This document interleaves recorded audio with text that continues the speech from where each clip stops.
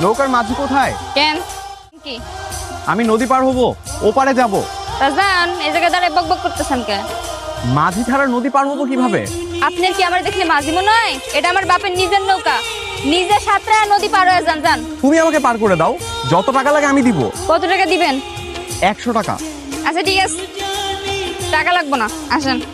আচ্ছা, তোমরা গ্রামের মানুষগুলো এরকম কেন বলো তো? টাকা ছাড়া যেন কিছুই বোঝো। এই মেয়ে, এই বইটাটা দেখছেন, মাথাটা ফাটাই দেবো। আপনার আমি কি কইলাম যে আমার টাকা লাগতো না? আসেন, আমি পার করে দিতেছি।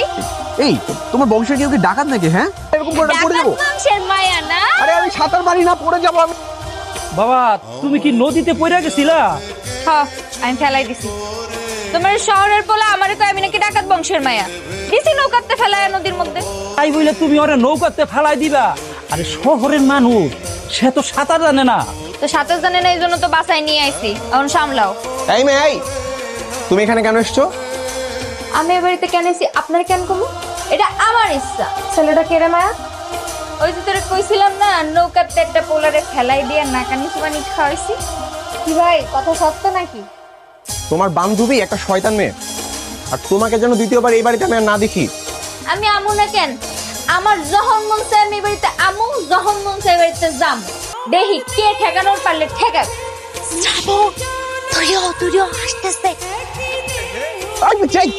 এই তোর ভাষা কোথায়? হ্যাঁ, তোর আম্মুর কাছে বিচার দিব আমি। কি কেমন মজা? হ্যাঁ, আমার লগের পরের বার যদি লাগতে আইছেন, এর চেয়ে বেশি শাস্তি দিব। তোরা আমি পরে দেখতেছি।